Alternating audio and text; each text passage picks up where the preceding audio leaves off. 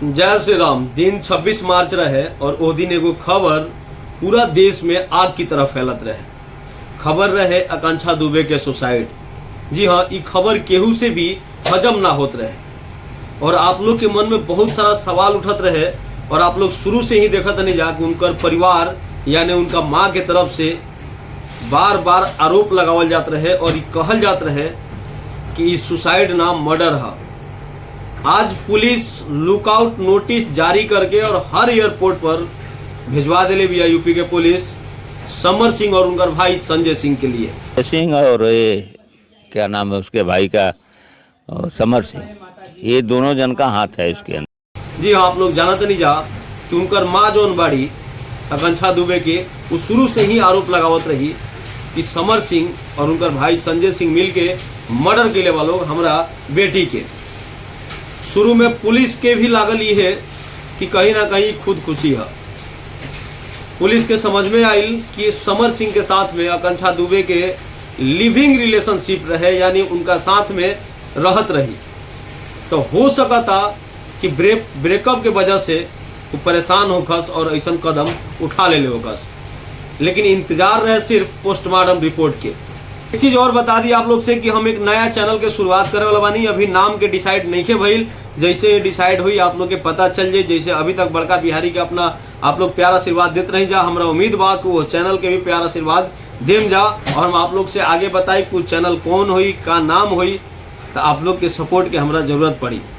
और आप लोग से बता दी कि वो चैनल पर जो भी वीडियो हुई रिसर्च बेस पर हुई, बहुत ही इंफॉर्मेटिव हुई। अब और पोस्टमार्टम रिपोर्ट आ गई बा और उनमें साफ साफ लिखल बा कि आकांक्षा दुबे के शरीर पर चोट के निशान पावल गई बटे। वो पोस्टमार्टम रिपोर्ट में लिखल बा कि उनका कलाई पर चोट के निशान रहे। और सबसे बड़ी बात कि हैंगिंग के वजह से यानी लटकला के वजह से, जैसे फांसी लगा के गला में आदमी लटकेला, वो वजह से मौत नहीं खे भइल आकांक्षा दुबे के। और एक चीज, उनका पेट में एक भूरा कलर के कुछ ऐसा पदार्थ मिलल बा जो अभी चिन्हित नहीं खे भइल कि आखिर एक्चुअल में ही बा का। लेकिन अंदेशा साफ बाटे कि कहीं ना कहीं पॉइजन, कोनो नशीली पदार्थ जो भी होके उनकरा के खिला के मारल गई बा। और शक तो साफ उसी दिन से हो गई जब आरोप परिवार के तरफ से समर सिंह पर लगावल जात रहे, लेकिन समर सिंह कभी पुलिस के सामने ना आइलन।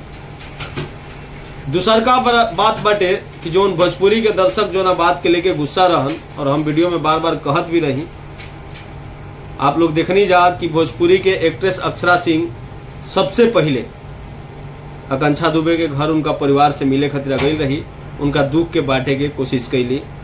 एक चीज और बता दी आप लोग से कि भोजपुरी के एकमात्र एक्टर, एकमात्र कलाकार रितेश पांडे आकांक्षा दुबे के अंतिम संस्कार में शामिल भइल रहा, ऐसे कि वो दिन बनारस में ही रहा। सबसे बड़ा बात जेकरा ऊपर सवाल उठावल जात रहे भोजपुरी के सुपरस्टार पवन सिंह। आप लोग की यो पता बा कि सोमवार के देर रात पहुंचल रहन आकांक्षा दुबे के घर, बहुत सारा मीडिया में खबर भी चल रहे। लेकिन हमरा कहे के मतलब ये बा कि भोजपुरी जौन परिवार बा, जौन एकजुटता होखे के चाहिए, वो धीरे धीरे दिखाई देता टे।